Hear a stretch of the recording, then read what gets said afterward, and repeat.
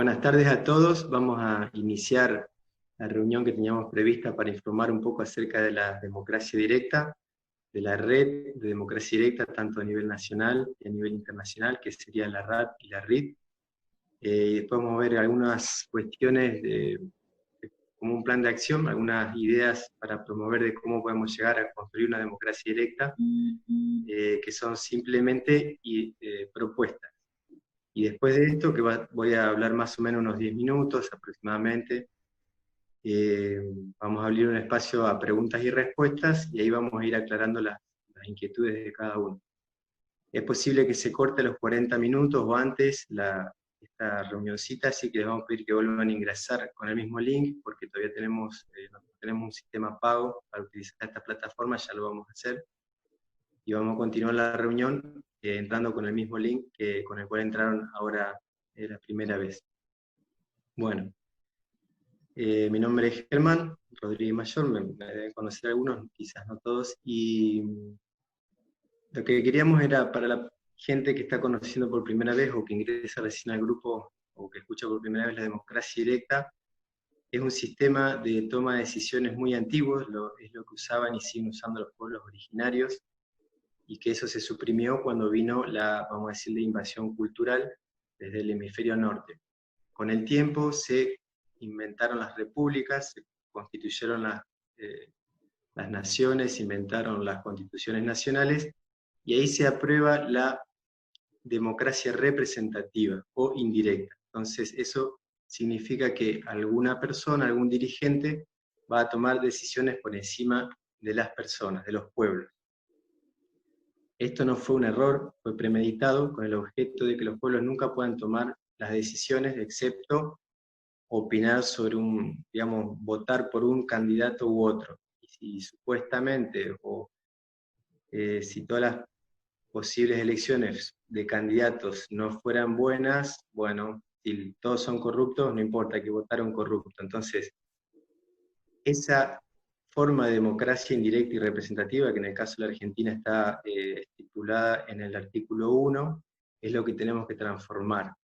Lo mismo que en el artículo 22, al menos en la Constitución de la Argentina, pero todas las repúblicas son similares porque no existe la democracia directa, verdadera o sociocracia en ninguna nación, ni siquiera en Suiza, que dicen que la tienen pero no es real. La democracia directa es donde la gente, mediante el consenso en un grupo, sea un consejo, un círculo, una asamblea, toma decisiones sin votaciones de mayorías y minorías, sino por consenso, es decir, ante una problemática van a buscar la mejor solución. Si hay 2 o 3 soluciones posibles, se elige la mejor, por consenso. Y después de elegir esa decisión, se le dice a un presidente, a un gobernador, a un empresario, a un obrero, a quien sea, andá y hace tal cosa, andá y firmá tal contrato, o aprobá esa ley, o no apruebes esa ley. Eso lo decide la gente. En la justicia no decide un juez, en el Senado no decide, en el Poder Legislativo no deciden los legisladores, en el Poder Ejecutivo no deciden ni los presidentes, ni los gobernadores, ni los intendentes. Por encima de todas estas figuras, que después cabría ver si corresponden que sigan existiendo con esos nombres, pero eso será algo a ir evaluando después. El poder máximo siempre en una democracia directa es un consejo, una asamblea o un grupo, ¿sí? Tomando las decisiones. Ese grupo tiene que estar constituido por personas con valores humanos elevados, es decir, personas que no sean ni ladrones, ni violadores, ni corruptos, que tengan probada ética personal y no tengan ningún tipo de antecedente penal o como delincuente. Entonces puede estar una persona que sea verdulero, puede ser un sacerdote, puede ser un militar, puede ser un civil, puede ser un maestro, puede ser un artista, cualquiera, y sobre todo las personas con experiencia y capacidad demostrada de que saben acerca de lo que hablan, es decir, personas idóneas y con experiencia empírica, van a estar tomando decisiones en ese tipo de consejos. Y ese consejo, con el nombre que le corresponda, yo le llamo Consejo Pluricultural, pero puede tomar cualquier nombre, es el órgano máximo de poder. En el caso, si habláramos de la Argentina, podría estar por encima de los 3 poderes.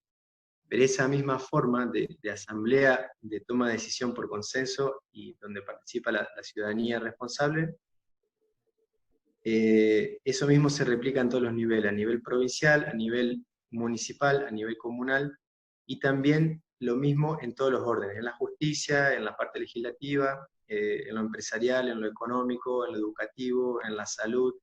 Todas las áreas pasarían a estar controladas, visadas, observadas por la población que conformaría grupos de visación, de control, cualquier nombre que tenga, de fiscalización, ¿sí? Pero es la ciudadanía controlando todo el organismo y todo el funcionamiento del sistema social que nos autorregula, ¿sí? Nos empezaríamos a tener poder propio, que es lo que es una democracia, porque democracia significa poder del pueblo, y para que un pueblo tenga poder tiene que decidir, evaluar, dialogar y decidir por sí mismo. Eso es autonomía, autarquía o soberanía, ¿sí?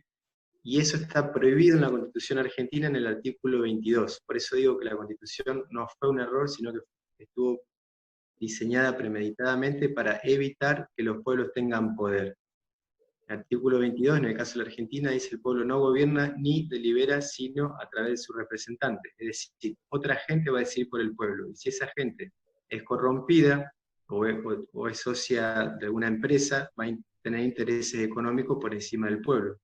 Y esa es la manera de que la democracia indirecta y representativa se vuelve corrupta. En todos los países, no solamente en la Argentina. No es un problema argentino, es un problema humano. Y detrás de esto sabemos que hay una élite, son los dueños del dinero, son quienes inventaron estas leyes. Si miramos en la historia, bueno, hay mucha información, no me voy a poner a hablar ahora de eso, pero podemos dejar para las preguntas y las respuestas después. Eso sintéticamente sería lo que es la democracia directa. No sé si eso queda claro, Maru. Paso un poquito lo que es la red, y si no, aclaramos algo. No, Bueno. me parece que está bien. Perfecto, eso medio general. Los pueblos originarios siempre funcionaron así, esto es importante decirlo, porque no es algo que hay que inventar, sino que rescatar y volver a tomar eso que ya funcionaba bien. Los pueblos originarios no tenían cárceles y no tenían delincuentes, no tenían hospitales y no tenían las enfermedades que existen hoy, no tenían el sistema económico actual y no había hambre, no había déficit poblacional. Entonces, ¿cómo se explica eso? Porque tenían otros conceptos de la vida, otros valores éticos y otros valores espirituales. Y en base a eso, una forma simple y mucho mejor, más eficiente, organizaban sus civilizaciones, que fueron muy superiores a todas las conocidas en Europa y en América. Estoy hablando obviamente muy previo a la invasión y a la conquista, incluso antes del imperio incaico, que fue una decadencia ya de lo previo. Entonces, bueno, la democracia directa no es un invento, tenemos que recuperarlo y adecuarlo a la cantidad de población, a la tecnología de hoy y demás, ¿no? Ayornarlo. Bueno, lo que es la red argentina de democracia directa o la red internacional de democracia directa, que son, digamos, funcionan igual, pero tienen distintas escalas. Uno es un grupo que lo focalizamos más a nivel de la Argentina, en lo nacional, y el otro es un grupo, en principio, de WhatsApp, de Facebook, que está interconectando gente de otros países. Esa es la RIB.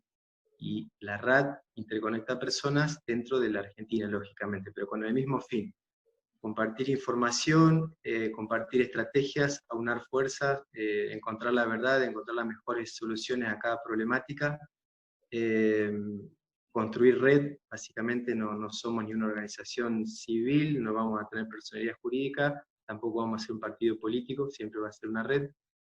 Esto sí hay que llevarlo a la política como una dinámica de transformación democrática. Y entonces, lo que hace la red por ahora, a nivel nacional o internacional, es nuclear gente, interconectarnos, buscar soluciones y empezar a autodefendernos de los abusos de la mafia que está en todos los lugares, ya sea civil, militar, en las religiones, en todos los sectores. No es una cuestión de partidos políticos o de qué actividad desempeña la persona, sino una cuestión de valores y ética humana. Hay buenos y malos en todos los sectores, y eso es lo que vamos a ir haciendo de a poco con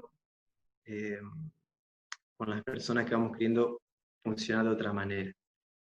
Entonces, lo que, además de conformar una red de interconexión, y a la vez nos va sirviendo como de autoeducación, porque vamos aprendiendo todos a hacer esto, no es algo que haya un guión, Sí hay propuestas, hay un plan de acción que se los voy a comunicar ahora, pero solamente como una idea disparadora. Hay muchas formas de ejercer la democracia directa, de hecho las asambleas que luchan en contra de los agrotóxicos, o en contra de las mineras, o en contra de las pasteras, o en contra de la contaminación del agua, de la tierra, en contra de las vacunas obligatorias que son tóxicas, etc. Todos esos grupos y asambleas funcionan con democracia directa, es decir, toman decisiones en conjunto y avanzan como grupo. Esto es lo mismo, pero llevado hacia la política, y la idea sería convocar a toda esa gente, que somos muchos miles de personas en la Argentina y en lo internacional también, trabajando para defender la vida, defender el equilibrio, defender la sustentabilidad de la humanidad, lógicamente, pero en interrelación directa con la madre tierra, con la naturaleza, con todos los seres. Entonces encierra un gran cambio de paradigma en lo productivo, en lo legislativo, en lo espiritual, que se acerca mucho al buen vivir de los pueblos originarios, que nunca fue entendido hasta ahora. Entonces, de a poco vamos a ir haciendo una integración de culturas que nunca sucedió, hubo un avasallamiento de una sobre otra, y eso desde hace 500 años a la fecha sigue vigente, con algunos cambios, pero no ha habido una integración verdadera de equilibrio y de respeto, y eso todavía lo tenemos que construir, y va a ser a través de la democracia directa. No es algo que nos pertenezca a nosotros, es una forma de funcionar, de organización social, política y económica y espiritual, lógicamente. Entonces, dentro de la RAT pueden aparecer y de la RIT, lógicamente pueden aparecer para transformar la democracia, el sistema democrático. Nosotros proponemos uno, o hablando por mí, propongo uno, lo tengo escrito y lo comparto en un PDF, en un archivo, pero hay otras experiencias y otros grupos, y eso es lo importante, que se vayan conociendo todos, que hay varias posibilidades, y entre esas varias o muchas que vayan apareciendo, y otras que ya hay, vayamos encontrando puntos en común y buscando la mejor solución a una problemática común. Y eso sería todo, no es tan complicado, es decir, elegiríamos la mejor solución, o entre las mejores posibles soluciones, elegiríamos la que nos parezca a todos la más indicada, pero no elegiríamos candidatos para que tomen las decisiones acerca de esas soluciones. Esa es la gran diferencia. No elegimos personas que nos dirijan, sino que elegimos soluciones a cada problemática, y esas soluciones las decide la gente, ya sea por medios digitales, por medios presenciales, pero es eso vital que se entienda. No se decide ni por mayoría ni minorías, se decide por consenso, no se decide de manera oculta, se decide siempre de manera presencial, así sea por una votación online, va con nombre, apellido, documento. Entonces decía, la RAT y la RIT, lógicamente, están abiertas a recibir propuestas de solución ante toda problemática social, sea en la salud, en la educación, en la producción, en la economía, en cualquier actividad. Y ahora estamos de a poco haciendo algunas pequeñas acciones en relación a crear esas soluciones, reuniones con abogados, con médicos, para cómo hacer para autodefendernos en relación a las vacunas o a los atropellos inconstitucionales que está haciendo el gobierno en todos los ámbitos.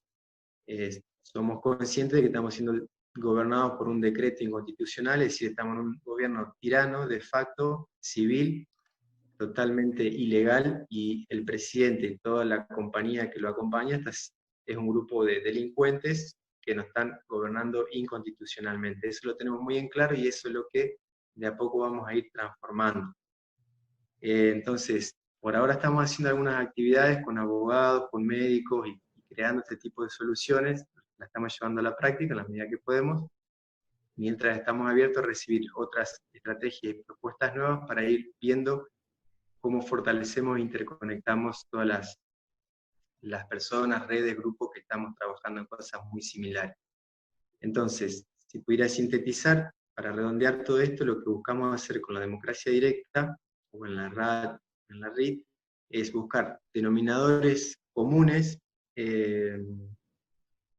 soluciones básicas y elementales para las cosas que todos tenemos como una necesidad. Por ejemplo, comer, estudiar, sanarse, tener un lugar donde guarecerse, una vivienda digna, moverse, expresarse, el respeto a la libertad en todos los sentidos. Todo eso tiene que ser de alta calidad, de abundancia y garantizado para todo el mundo. No importa ni religión, ni partido político, ni condición social de la persona. Entonces proponemos una cosa muy simple que no está aún regulado, digamos, no está legislado, no es ley, eso hay que crearlo, hay que llevarlo al carácter de ley, que son las garantías universales en relación a eso. Pero antes de pasar a esto, si te parece, Maru, tenemos un poquito acá, que sería un poco la presentación en general, y pasamos, si te parece, a lo que serían las propuestas y las preguntas y respuestas después. Sí, ¿Parece? sí, aclararle a la gente que para el momento de las preguntas pueden hacerlas o por el chat, que yo lo estoy mirando, o activar la cámara y levantar la mano y entonces se le activa el micrófono. Cualquiera de esas maneras me parece que puede ser. Bien, buenísimo, excelente.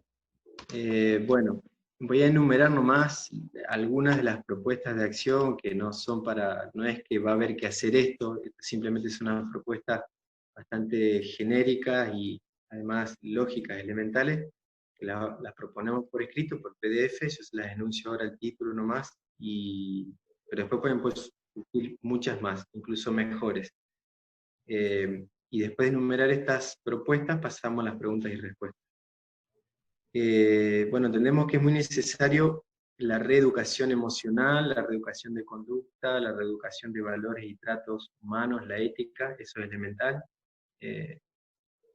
Es un primer punto, con actividades, con talleres, a nivel educativo, en todos los ambientes, pero el cómo hacerlo lo iremos viendo, pero el qué, eso es esencial. La transformación personal interna para que después se pueda transformar la comunidad, lo social. Si no es otra cosa importante, entendemos una alianza de integración con los pueblos y naciones preexistentes, los pueblos originarios, para crear esa interculturalidad entre los descendientes de otros continentes que estamos habitando hoy en día, lo que sería América, y los descendientes de los pueblos que ya estaban en este continente antes de que llegaran los inmigrantes y previo a eso los invasores. Entonces, ahora tenemos que hacer una integración de culturas, de pueblos, de naciones, en paz, en armonía, en abundancia, respetando las formas de cada uno y compartiendo lo elemental. Como decíamos hoy, es alimento, descanso, educación, salud, libre tránsito, libre expresión, libre creencia religiosa o espiritual. Y bueno, eliminando el extremo de la riqueza y la pobreza, y ahí creando lo que se entiende como la abundancia, que es lo que tenían muchas culturas antiguas y es lo que podemos llegar transformando el sistema productivo, distributivo y de consumo. Entonces, esa alianza con los pueblos originarios es esencial por lo espiritual y también por lo territorial, porque después ampliaríamos sobre esto en otra instancia, pero no es ahora el momento indicado por una cuestión de tiempo nomás.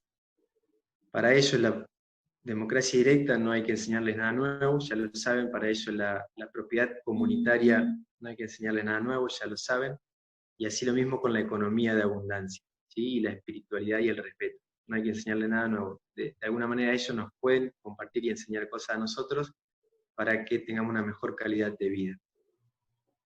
La propiedad comunitaria extensiva tiene que ver con que todo el mundo tiene acceso a hacer uso de lo que brinda la Madre Tierra, sin hacer abuso y que uno por tener o más herramientas o más dinero o más armas pueda convertirse en un terrateniente, aunque la ley se lo permita, que es lo que está mal. Digamos, la ley estuvo creada para ese fin.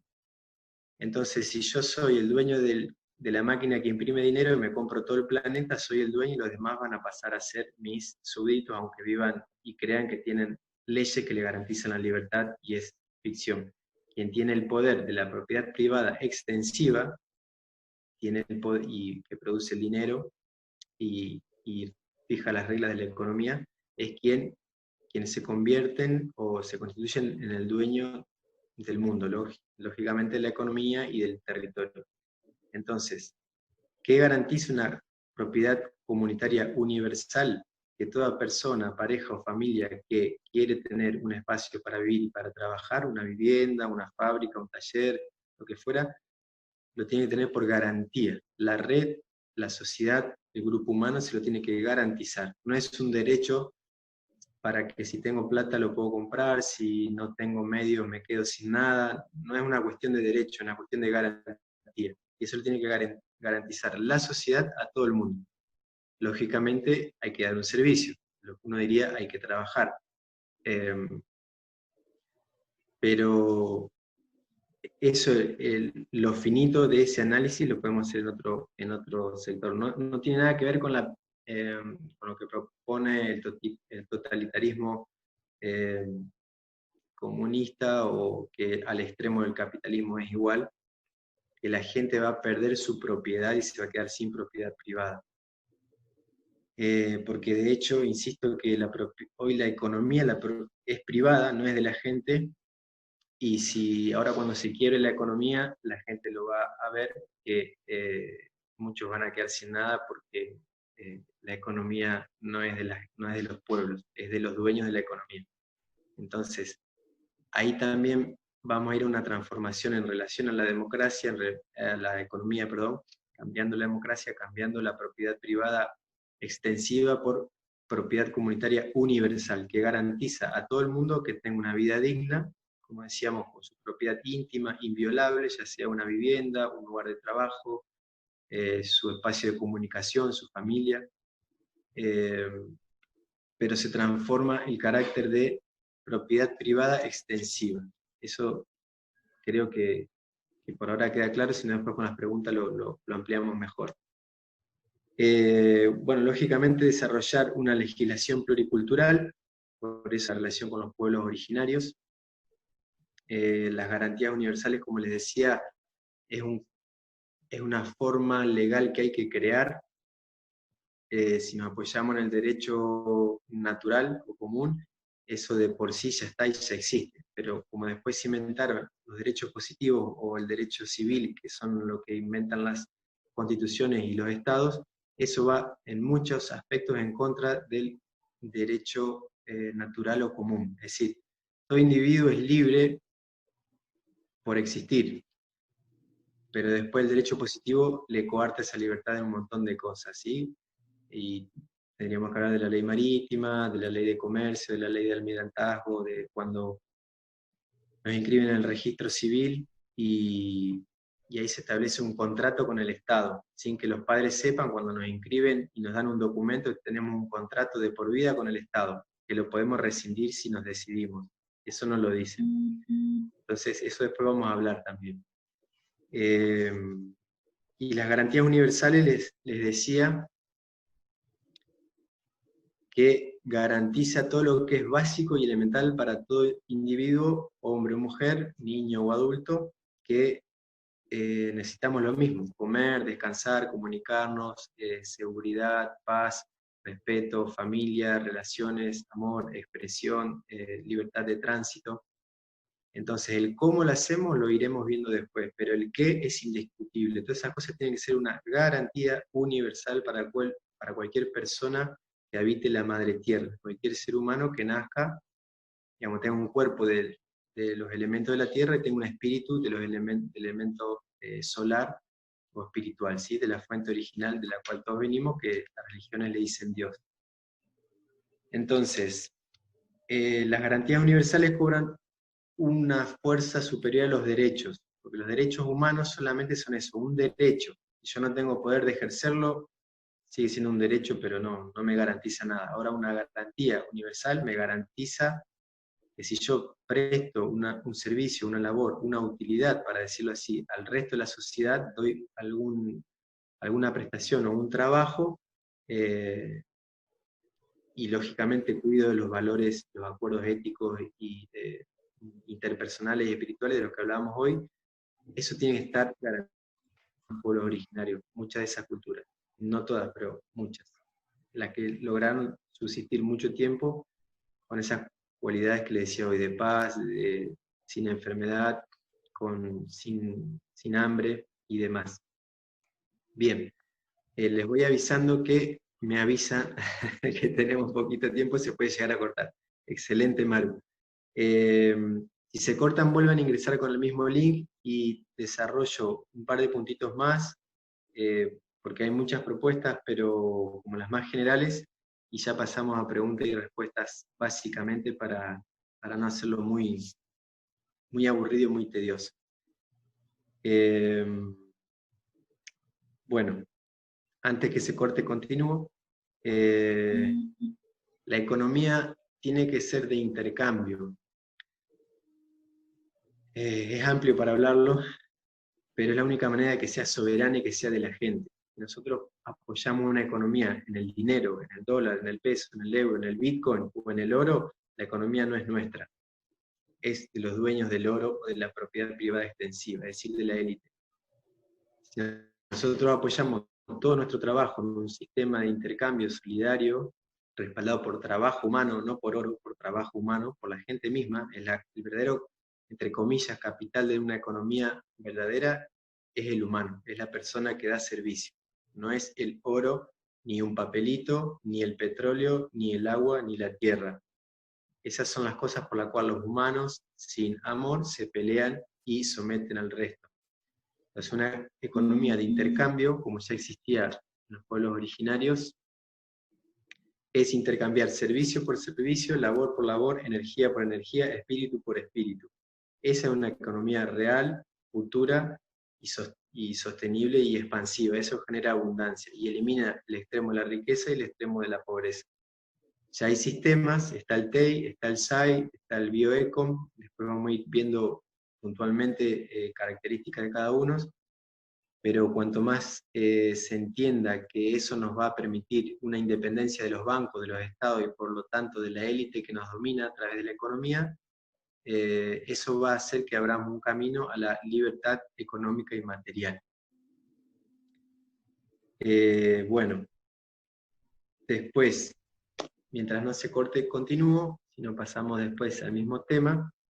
Hay un programa que se llama Soberanía Nativa, básicamente el nombre después se le puede cambiar. ¿Qué significa? Ofrecerle a todo el mundo que quiera de manera electiva, opcional, suscribirse a una ciudadanía que trascienda a los límites políticos de las repúblicas. Y de a poco, digamos, amparado en la visión del buen vivir, en la propiedad comunitaria extensiva, en la cosmovisión de que todos los humanos somos hermanos, porque si nacemos en la tierra y podemos circular por cualquier lugar, mientras que nos respetemos, somos hermanos. Podemos tener diferentes lenguas, baile, vestuario, cultura, historia, pero no dejamos de ser humanos.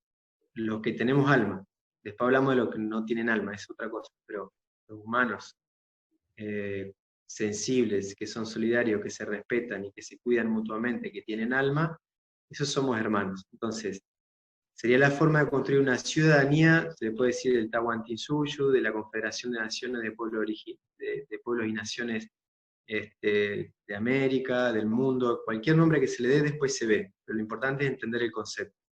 Nosotros creamos una ciudadanía electiva que cada uno la suscriba sin imposición, sin que ningún Estado se le imponga ningún poder, simplemente que cada uno libremente la elige, con acuerdos basados en una legislación pluricultural, que tiene que ver con todo lo que venimos hablando.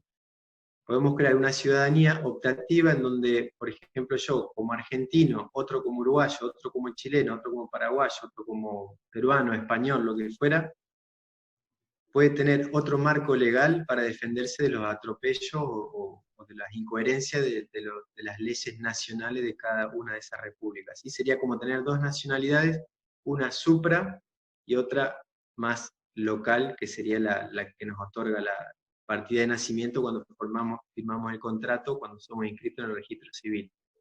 Entonces, es un mecanismo de autodefensa social, electivo, donde nos iríamos integrando como una gran nación, una gran confederación de naciones, sin que vaya en contra de la cultura de cada pueblo, porque eso tiene que preservarse, ya sea pueblos originarios o las repúblicas que se constituyeron a través de la masonería, lo que se dice que son las repúblicas libres, que no es real, como la argentina, la uruguaya, como Chile, Perú, Bolivia, etc., viendo cómo integramos armónicamente esas idiosincrasias ya constituidas, para no dividir y no perder fuerza y no enemistarnos, sino integrando a través de los puntos en común, como hablábamos hoy. Todos necesitamos lo mismo: comer, descansar, expresarnos, transitar, salud, educación, todos necesitamos lo mismo. Entonces, bueno, resolvamos eso para todo y se terminó. El resto, que cada uno haga su música, se vista como quiera, coma las comidas a su manera, cante como quiera, use la lengua que quiera, que tenga la religión que quiera. A nadie le interesa, excepto que nadie vaya en contra de las cosas elementales que tenemos que tener garantizadas por garantía universal todos. Eso sería la soberanía nativa o el programa Soberanía Nativa, una ciudadanía construida desde las bases por la gente, y que se suscribe libremente, no se impone. Bueno,